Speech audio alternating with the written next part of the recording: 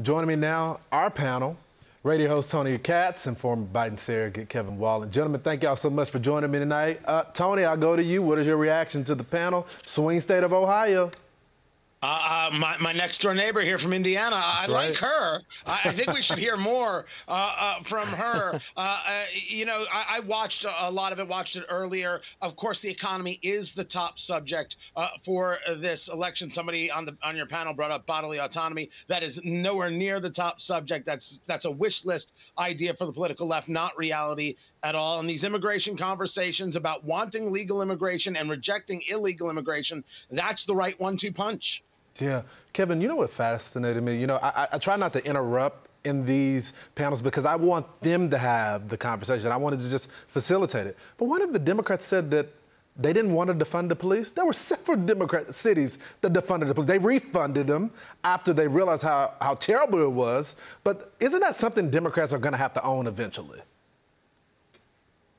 Well, it's certainly something the Republicans are going to campaign against us with. But, you know, the leader of my party, the President of the United States, has said that he fundamentally rejects any notion of defunding the police. We passed a bill just last week through the House of Representatives controlled by the Democrats and increased funding for the police. And, Lawrence, I really love that conversation that you had in it, that you allowed these voters to express themselves and to play off one another. And I hope every candidate, especially those in Ohio, listen to these voters, because I think we need to hear from them in terms of what is their top concern. And to Tony's point, it is the economy, and that's why you're seeing Democrats and Republicans campaigning so hard on that particular issue. All right, let's talk about another campaign, because everybody's wondering if Joe Biden is going to run for re-election. But what about Bernie Sanders? This is an interview. Watch.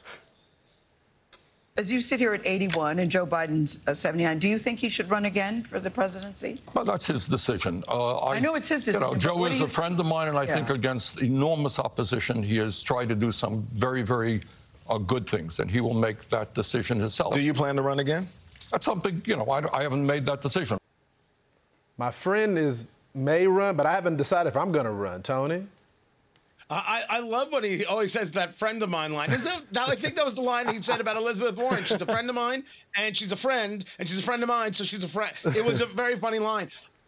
He runs, he doesn't run. It makes no difference to me. I don't know why he thinks that the Democratic Party is now going to turn around and love him. How many more times does the Democratic Party have to screw him over before he gets the understanding that it's not them, it's him? They're just not that into him. Or have they now just embraced the socialist and communist that he is?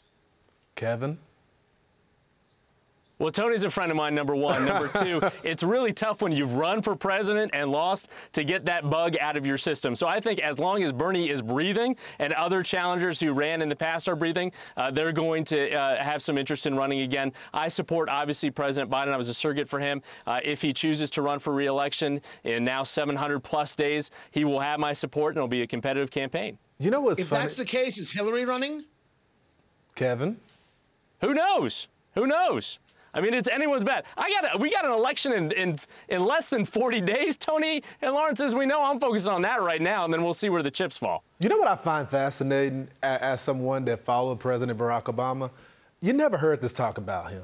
He was the leader. No one wanted to. They may have wanted to run against him, but they had to come out and say they were going to support the commander-in-chief, the leader of the Democratic Party. And it just shows you that maybe voters don't, of the Democratic perspective, we've ran the clips for you on Cross Country, they don't have confidence in him. And it can't just be about age. Because if people have confidence in Bernie Sanders and not the president, I mean, he's older than the president of the United States. So anyway, we'll be continuing to have this debate. Gentlemen, thanks so much for coming on the program tonight. You know we will. Catch you later. That's what I'm talking about. More Cross Country after the break.